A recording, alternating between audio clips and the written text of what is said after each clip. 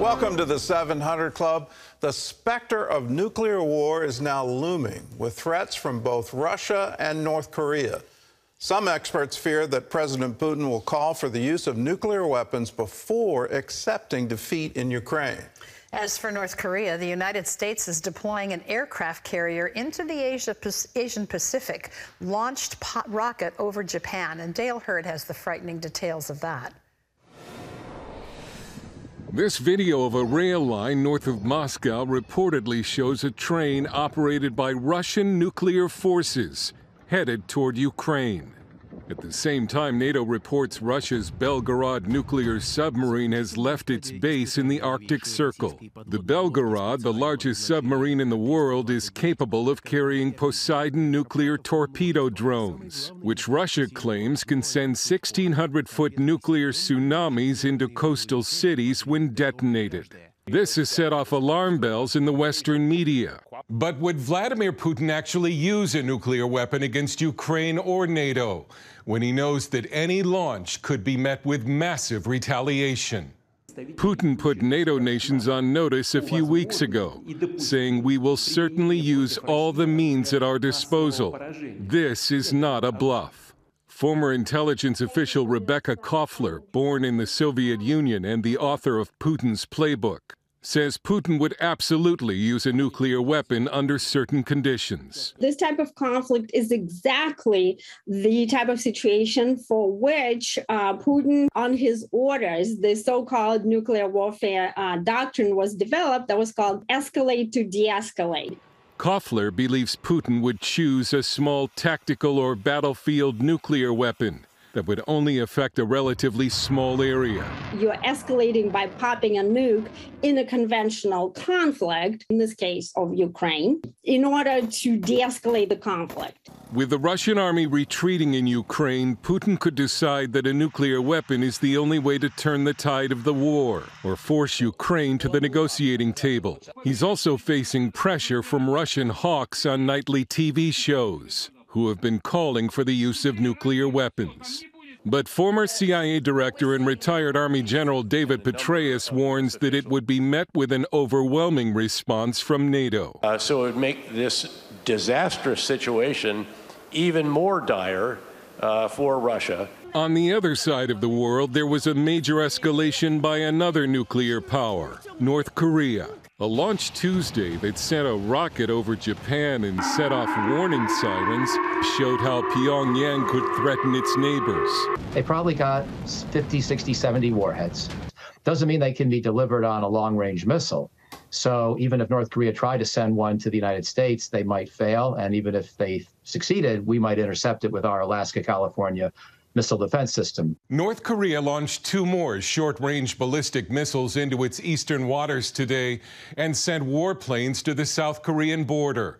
The Pentagon has dispatched the carrier USS Ronald Reagan to the area.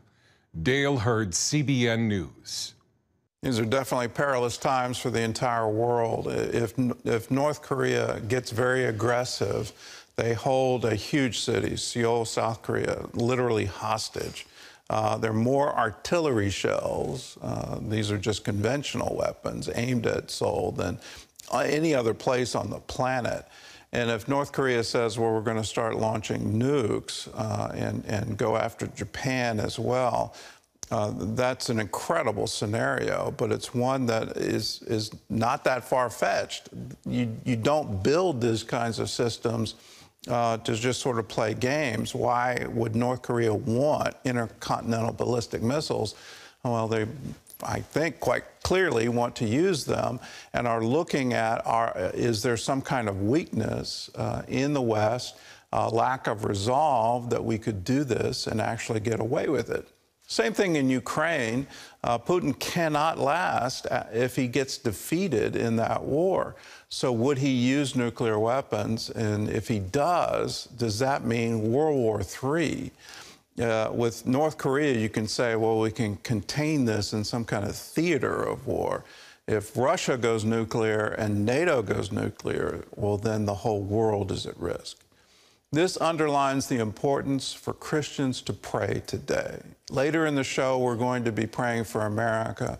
I feel especially burdened for our times right now. Are we really lifting our requests to the throne room?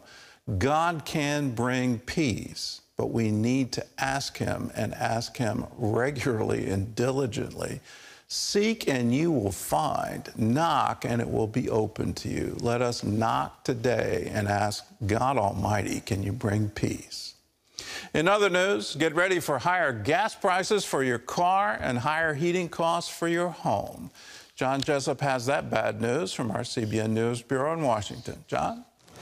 I wish I had better news, Gordon. OPEC Plus, a group of oil-producing nations, announced it's cutting production by 2 million barrels a day.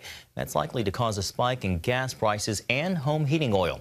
Gas prices are already high. The national average for a gallon of regular stands at $3.87. Travel agencies are recommending people book their holiday airline tickets before fares begin to rise. OPEC is led by Russia and Saudi Arabia. The Biden administration reportedly is now looking to resume purchasing oil from Venezuela. That would mean lifting U.S. sanctions imposed on the country for human rights abuses against its own people. Well, just over a week since Hurricane Ian slammed into the southwest Florida coast, thousands of people are still displaced. President Biden toured the damage Wednesday and met with Governor Ron DeSantis. Meanwhile, search and rescue efforts are ongoing as the number of lives claimed by the storm continues to rise. CBN's Caitlin Burke has a story. President Biden's Wednesday visit to Florida coming as the state, and specifically the southwest coast, is very much still reeling from Hurricane Ian. Hundreds of thousands remain without power, and shelters are full of residents who lost everything. Without AC, no lights, no nothing, to find food, it's really hard. Basically, we have to find ways to cook. Some of us are burning wood. Images continue to emerge showing the widespread nature of the damage. Search and rescue crews combing through the worst of it, still hoping to find survivors. Florida Task Force 2 is on Fort Myers Beach, crisscrossing a 7-mile stretch of devastation. There's a lot of destruction. There are a lot of collapsed homes, a lot of debris.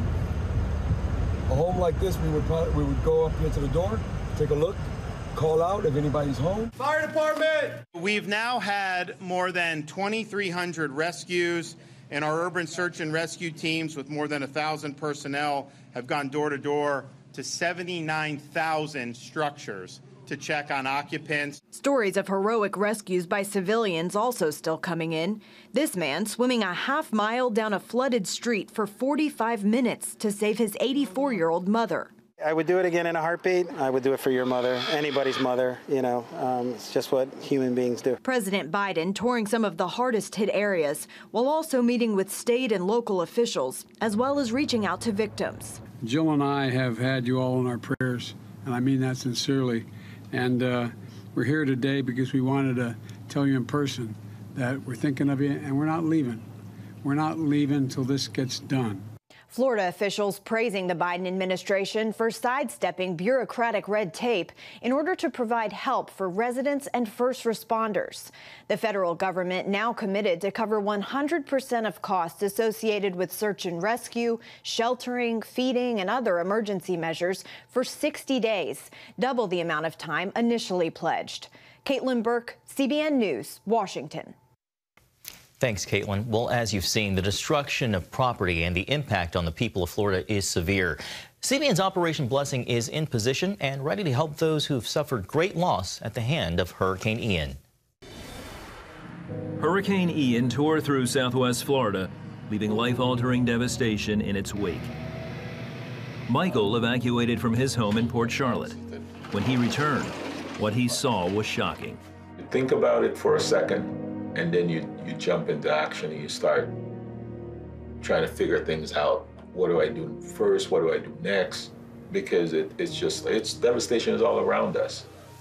Operation Blessing is on the ground in Port Charlotte and ready to help the community. They might have had trees fall in their yard. Some of them have had massive flooding. We cannot do what we do without the support of our volunteers and our partners. Paul Cross is one of Michael's neighbors. And when he heard Operation Blessing's call for volunteers, he was the first to show up. I didn't have a whole lot of damage. Once I cleaned up what there was, I was sort of looking for a way to volunteer to help people out. And somebody came by with a flyer for Operation Blessing, and I saw in there that'd be a perfect way to help other people out. Paul can't do it alone. Operation Blessing needs volunteers to help restore the lives of those impacted by this deadly natural disaster. Operation Blessing is just spiritually, you guys are on time. We're so ready for you guys. Thank you, thank you, thank you. I love what he said, spiritually on time. Gordon, Operation Blessing, a beacon of light when people are suffering in so much need.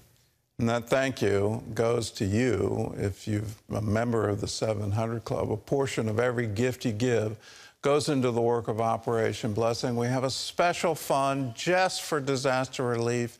And if you want to give, if you want to help those people in Florida that are suffering so much, you can give to the Disaster Relief Fund.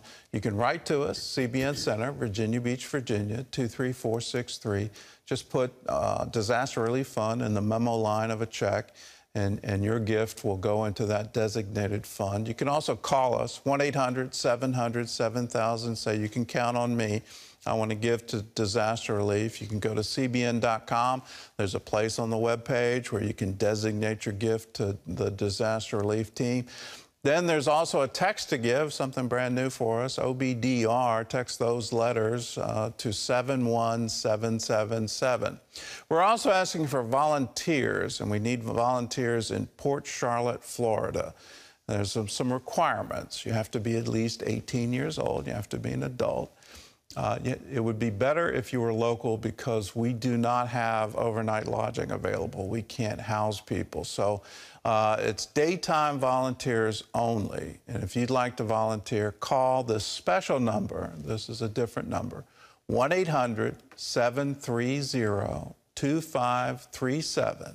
Or you can go to ob.org. There's a place on the webpage where you can fill in your details and say, yes, you can count on me. I want to help people. I want to donate my time, my energy to help those in need. Do it right now. Visit us, ob.org.